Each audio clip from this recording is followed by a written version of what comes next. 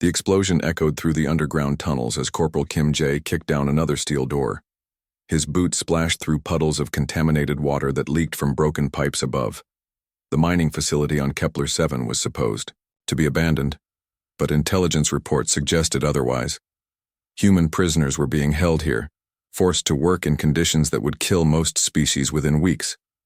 Jay's rifle swept left and right as he moved deeper into the facility. His squad had already secured the upper levels and found 12 human captives, but thermal scans showed more life signs below ground. The air grew thicker with each step down, filled with metallic dust and chemical fumes that made his throat burn even through his mask. "Delta Team, report status," crackled through his comm unit. "Still searching level 5, Jay whispered back. "Got movement down here, but no visual contact yet." He paused at an intersection of tunnels, listening carefully. That's when he heard it, a soft whimpering sound coming from somewhere ahead. Following the noise, he found himself standing before a massive reinforced door, marked with Dominion symbols. Warning signs in multiple languages covered the surface, but Jay couldn't read most of them. The door wasn't locked.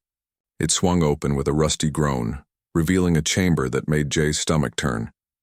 Dozens of cages lined the walls, most empty, but some still occupied. The smell hit him immediately. Unwashed bodies, fear, and something else he couldn't identify. In Dao, the far corner, barely visible in the dim emergency lighting, was a figure hunched over in chains. As Jay moved closer, his light revealed something he hadn't expected. The prisoner wasn't human. She was small, maybe 5 feet tall, with pale blue-green skin that seemed to shimmer slightly in the light. Her hair was dark and wet, hanging in long strands around her face. Most striking were her eyes, large and completely black like deep ocean water. When she looked up at him, those eyes held intelligence and pain in equal measure. "Don't be afraid," Jay said softly, lowering his weapon. "I'm here to help." The alien woman said nothing, but her body tensed as he approached. Heavy metal shackles bound her wrists and ankles, connected to chains that were bolted directly into the stone floor. The restraints looked impossibly strong, designed to hold something much more dangerous than this fragile-looking creature. Jay examined the locks and shook his head. These weren't standard Dominion restraints. They were something special, made specifically for this prisoner. He pulled out his plasma cutter and began working on the first chain. "This might take a minute," he said, more to himself than to her. "These locks are military grade." As the plasma beam cut through the metal, the woman watched his every movement. When the first shackle fell away from her wrist, she gasped and spoke for the first time. The words were in a language Jay had never heard, flowing and musical, like water running over stones. "I don't understand," he said, moving to the next restraint. "But we need to get you out of here fast. My team won't wait much longer." The second shackle came free, then the third. As Jay worked on the final chain around her ankle, the woman continued speaking in her strange language. Her voice grew stronger, and more urgent with each word, as if she was making some kind of declaration or promise. When the last restraint fell away, she stood slowly, testing her freedom. Then she did something completely unexpected. She placed both hands over her heart and spoke directly to Jay, her black eyes locked onto his. The words were different this time, formal and ceremonial, like an oath or vow. "Look, we really need to go," Jay said, glancing at his watch. The extraction window was closing. "Can you walk?" She nodded and took a step forward, then stumbled. Jay caught her before she could fall, noticing how light she was. Her skin felt cool and slightly damp, like she had just stepped out of water. "Easy, there," he said. "How long have you been down here?" She said something else in her language, then seemed to realize he couldn't understand. Instead, she held up her hand and made gestures, first pointing to herself, then to him, then pressing both hands to her heart again. Jay's comm unit crackled to life. "All teams, extraction in 3 minutes. Move to departure point now." "That's our cue," Jay said, helping her toward the door. "Stay close to me and try to keep up." As they moved through the tunnels toward the surface, the alien woman kept pace despite her obvious weakness. Every few steps, she would glance at Jay with those deep black eyes, and he got the strange feeling that something important had just happened between them, something he didn't understand yet, but would soon discover would change both of their lives forever. The medical bay of the Resilience buzzed with activity as doctors checked over the rescued prisoners.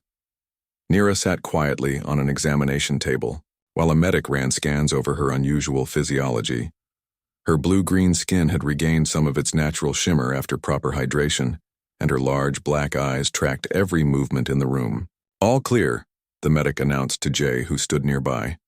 "She's dehydrated and malnourished, but otherwise healthy. Amazing recovery rate for someone who was imprisoned for months."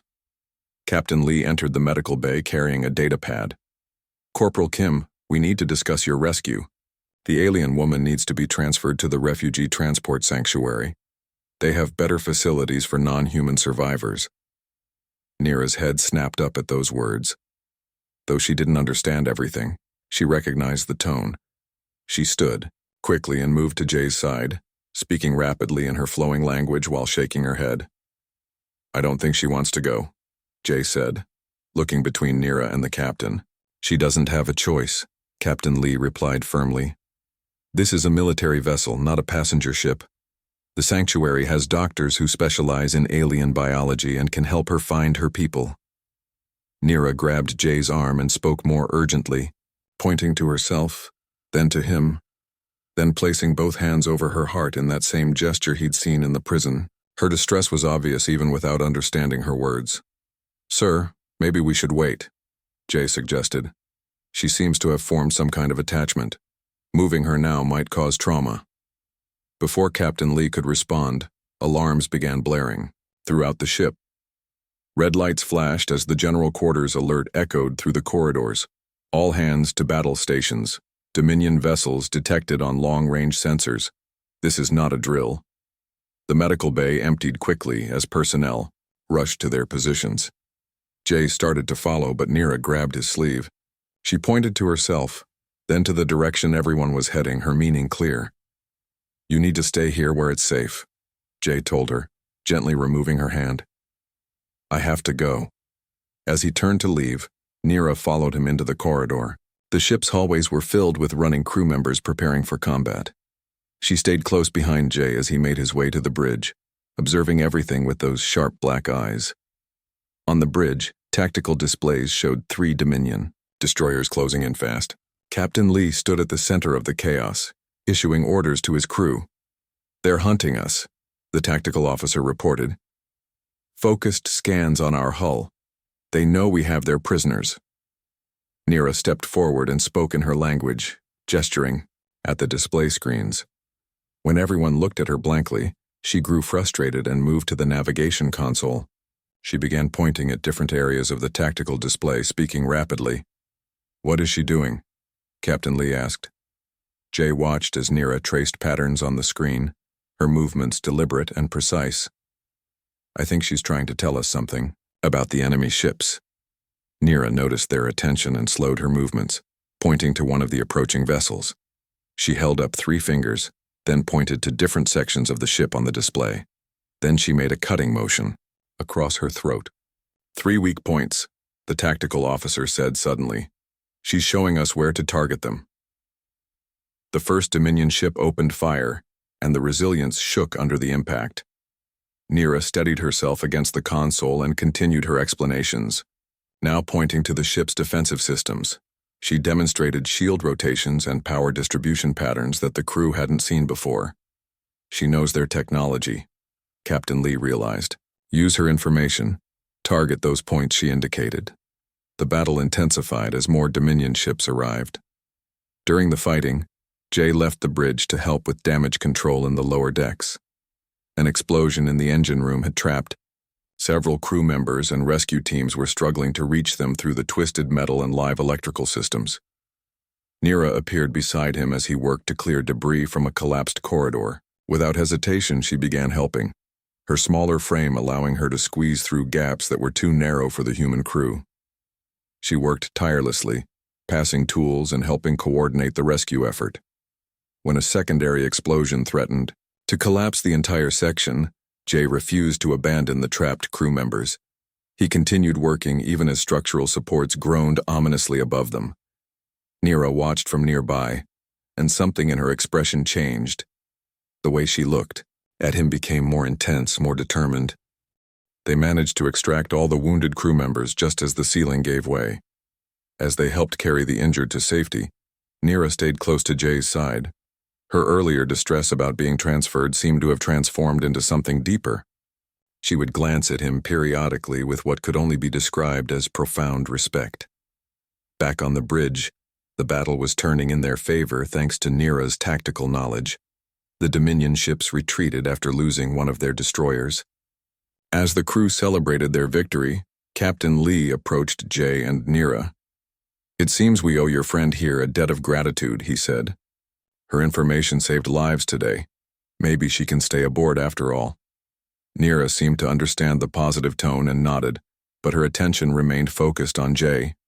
Something had changed between them during the battle, though neither fully understood what it meant yet. 2 weeks had passed since the Dominion attack, and the Resilience continued its patrol through contested space. Jay found himself spending more time with Nira, partly because she refused to leave his side and partly because he was genuinely curious about her people and culture. She had been learning basic human language with surprising speed, though she still struggled with complex concepts. They sat in the ship's observation lounge watching stars drift past through the large viewport. Nira had been unusually quiet today, seeming to wrestle with something important. Finally, she turned to face him directly. "Jay," she said carefully in accented but clear human speech, "I must tell you something. Something very important about what happened when you freed me." He set down his coffee and gave her his full attention. "What is it, Nira?" She took a deep breath and placed both hands over her heart in that familiar gesture. "When chains broke, when you saved me, I spoke words, sacred words you do not understand, but these words, they bind my soul to yours." Jay frowned, not sure he was following. "What do you mean, bind your soul?" "In my culture, we have ceremony called Veltar. It is, how do you say, life debt. When someone saves your life, especially from slavery, you must repay them, not with money or gifts, but with your life itself." The seriousness in her voice made Jay uncomfortable. "Nira, you don't owe me anything. I was just doing my job." She shook her head firmly. "You do not understand. This is not choice. When I spoke those words in prison, I made sacred promise. My soul is now tied to yours until debt is repaid." "What kind of debt?" Jay asked, though he was beginning to suspect he wouldn't like the answer.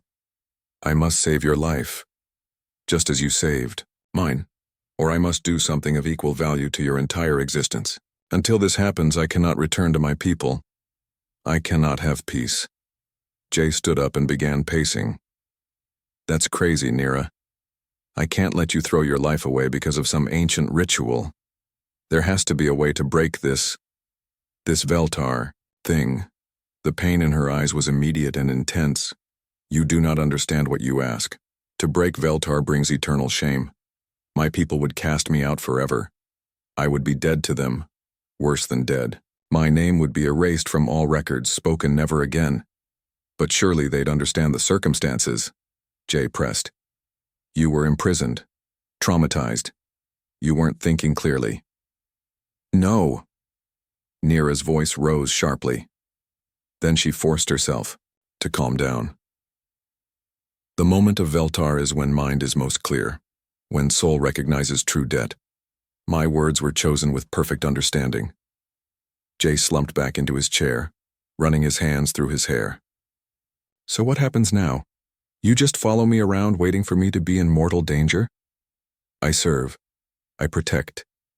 I wait for the moment when I can repay what you gave me." She paused, then added quietly, "There is something else you should know about me." "What now?" Nira straightened and something in her posture changed. She carried herself differently, with an authority and confidence that hadn't been there before. Before capture, before slavery, I was not just another Zilani citizen. I was Velnara Nira, fleet commander of the 3rd Oceanic Defense Force. Jay stared at her. You were a military commander? For 12 years, I led naval operations across 7 star systems. I commanded fleets of over 200 vessels. I know Dominion tactics better than most humans know their own ships. Her voice carried the weight of command now, completely different from the broken prisoner he had rescued. How did you end up enslaved? Her expression darkened. Betrayal. One of my own officers sold information about our patrol routes to the Dominion. They ambushed my flagship during what should have been a routine supply run. Most of my crew died in the attack. I was taken alive because the Dominion wanted intelligence about our defensive networks. Did you give them anything? The look she gave him could have melted steel. I would die before betraying my people. That is why they sent me to the mining prison. They hoped months of torture would break my will. Instead, it only strengthened my resolve. Jay was quiet for a long moment, processing this revelation. So you're not just some refugee I rescued. You're a war leader. I was. Now I am bound by Veltar to serve you, but my knowledge, my experience, it remains. Your people fight the same enemy that destroyed my world. The Dominion expansion threatens all free worlds, not just human colonies. What are you suggesting? Nira leaned forward intently. Let me help in your war effort. My tactical knowledge could save thousands of human lives. I know their ship configurations, their communication protocols, their standard attack formations. This would serve both the Veltar and the greater good. Jay considered her words carefully. You'd be willing to fight against your former captors? Willing? Nira's laugh was bitter. I have dreamed of nothing else since my capture. Every day in those chains I planned how I would make them pay for what they did to my crew, my people, my world. And this would satisfy your life debt somehow? If my knowledge helps humanity win this war, if it saves more lives than just yours alone, then perhaps the Veltar would be fulfilled. The value of many lives might equal the value of one. She paused. But ultimately the debt is not truly paid until your life is preserved by my actions, just as mine was preserved by yours. Looking into her determined black eyes, Jay realized that Nira wasn't just offering military expertise. She was offering herself completely to a cause that had become personal the moment he broke her chains. Whether he understood the cultural significance or not, he had gained not just an ally, but a dedicated guardian who would stop at nothing to repay what she saw as an unpayable debt. The dropship's engines hummed quietly as it descended toward the Dominion supply depot on Titan 7. Inside, Jay checked his equipment one final time while Nira ran through pre-mission diagnostics on her custom gear. 6 months had passed since they'd been paired together in the newly formed Human Zilani Special Operations Unit, and their partnership had exceeded everyone's expectations. Target acquisition in 30 seconds, the pilot announced through the comm system. Nira's fingers danced across her tactical display, highlighting weak points in the facility's defenses. Her knowledge of Dominion security protocols had proven invaluable in their previous missions. Together, they had successfully raided 17 enemy installations, rescued over 300 prisoners, and destroyed enough weapons stockpiles to supply a small army. Guard rotation happens in 4 minutes, she said quietly, her human speech now nearly perfect after months of practice. We'll have a 7-minute window before the next patrol cycle. Jay nodded, adjusting his night vision goggles. Same as always. I go left, you go right. Meet at the central data core. Understood, partner. The word partner still felt strange to both of them. Officially, that's what they were, equal members of an elite strike team. Unofficially, Jay knew that Nira still considered herself bound by the Veltar, watching over him with an intensity that sometimes made him uncomfortable. She had saved his life 3 times during their missions together, each time putting herself at tremendous risk. They rappelled down into the facility's outer perimeter, moving like shadows through the industrial complex. Nira's aquatic heritage gave her natural advantages in stealth operations.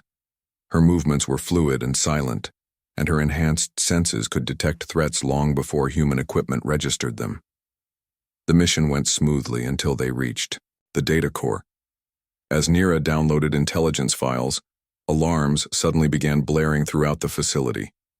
Red emergency lights bathed everything in an eerie glow. "We've been made," Jay said, drawing his weapon. "How much longer?" "2 more minutes," Nira replied, her fingers flying over the console. "The encryption is more complex than expected." Footsteps echoed in the corridors around them as Dominion soldiers converged on their position. Jay took cover behind a support pillar and began returning fire as enemy troops poured into the chamber. 30 seconds, Nira called out, still focused on her task despite the chaos around her. A plasma grenade rolled across the floor toward their position.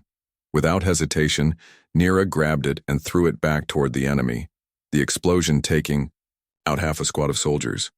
She returned to her work as if nothing had happened. "Got it," she announced, yanking the data drive from the console.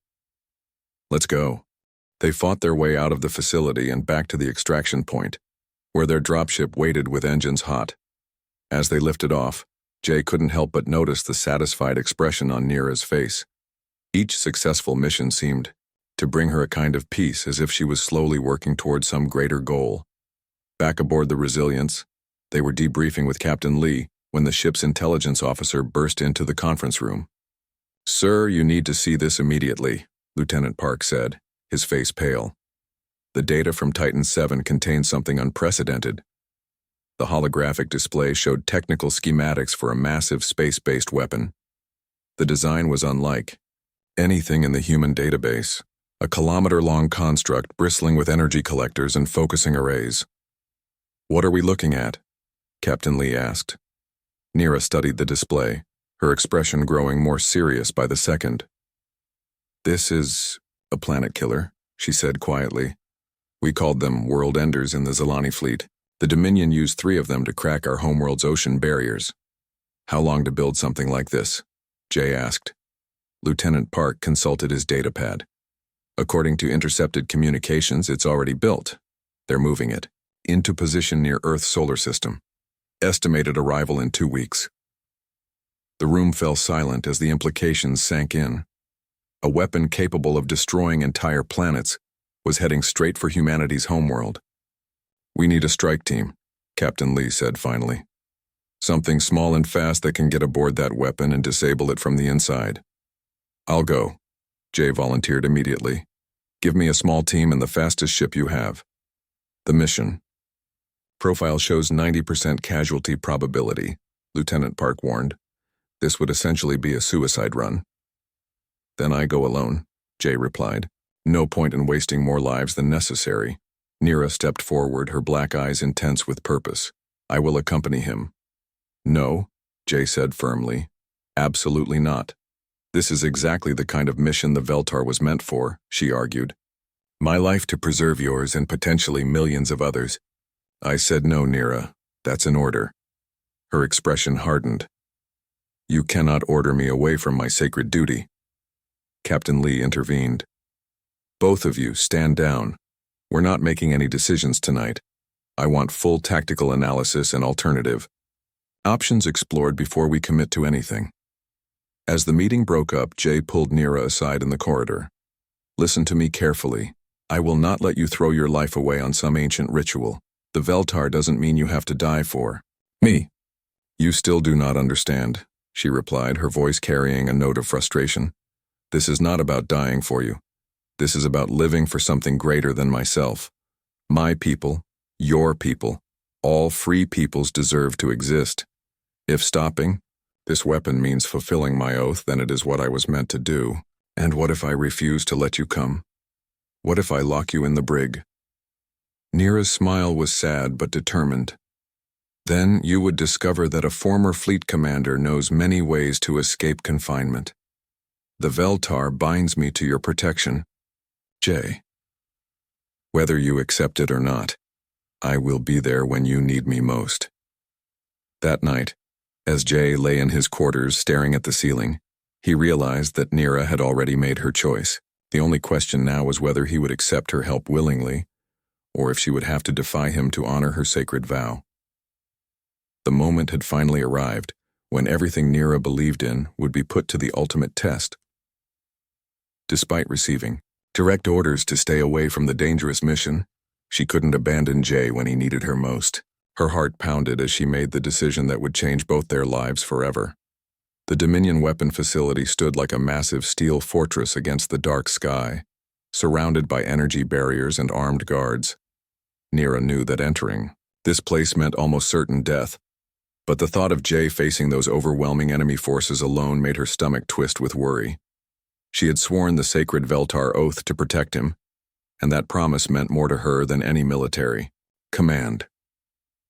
Using skills she had learned during years of combat training, Nira slipped past the outer defenses under cover of darkness. Every shadow could hide an enemy soldier. Every corner could lead to a trap. Her breathing stayed controlled and steady as she moved through the facility's corridors, following the sounds of distant explosions that told her where the battle was raging. The closer she got to the center of the facility, the more intense the fighting became. Laser blasts lit up the hallways like deadly fireworks, and the smell of burning metal filled the air. Through it all, she could hear the distinctive sound of Jay's weapon firing in rapid bursts, telling her he was still alive but clearly struggling against impossible odds. When she finally reached the main chamber, the sight that greeted her made her blood run cold. Jay was pinned down behind a damaged control panel, surrounded by at least 20 Dominion soldiers who were closing in from all sides. His weapon was running low on power, and she could see the exhaustion written across his face. He had been fighting for hours and his strength was nearly gone. Without hesitation, Nira launched herself into the battle. Her own weapon blazed to life as she took down 3 enemies before they even knew she was there. The surprise of her arrival gave Jay the moment he needed to find better cover and reload his weapon. Together, they began fighting back against the overwhelming enemy force. The battle was unlike anything either of them had experienced before. For every enemy they defeated, 2 more seemed to take their place. The Dominion soldiers were well trained and heavily armed, and they showed no mercy in their attacks. Nira and Jay had to work together perfectly, covering each other's movements and sharing ammunition when their supplies ran low. During the intense fighting, Nira noticed something that made her heart skip a beat. One of the Dominion soldiers was charging up a massive energy weapon, the kind that could kill someone instantly with a single blast. The weapon's targeting system was locked directly onto Jay, who was too focused on the enemies in front of him to notice the deadly threat approaching from his blind spot. Time seemed to slow down as Nira realized what was about to happen. The energy weapon was almost fully charged, and in just seconds it would fire a blast that would end Jay's life immediately. There was no time to shout a warning, no time for him to dive for cover. The only way to save him was to put herself between him and the deadly beam. Without thinking about her own safety, Nira threw herself forward just as the weapon fired. The brilliant energy blast that was meant for Jay struck her instead, sending waves of burning pain through her entire body.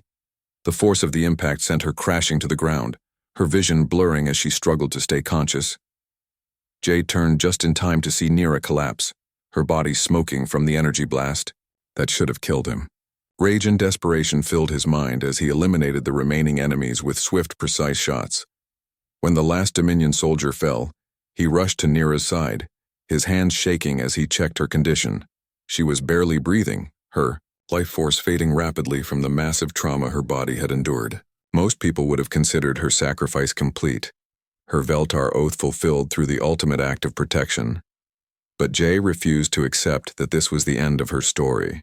Remembering the lessons Nira had taught him about Zilani, physiology, and their unique biological systems, Jay began applying experimental biomedical techniques that few humans had ever attempted. His hands worked with desperate precision as he used portable medical equipment to stabilize her vital signs and repair the most critical damage to her cellular structure. The process was incredibly risky and required knowledge that pushed the boundaries of both human and Zilani medical science. But Jay's determination to save the person who had saved him gave him the focus he needed to perform what seemed like an impossible task. Slowly, incredibly, Nira's breathing began to strengthen, and her life signs started to stabilize. When her eyes finally opened and she saw Jay's relieved face above her, Both of them realized that something fundamental had changed between them. Through their willingness to sacrifice everything for each other, they had moved beyond the traditional master and protector relationship that had defined their bond.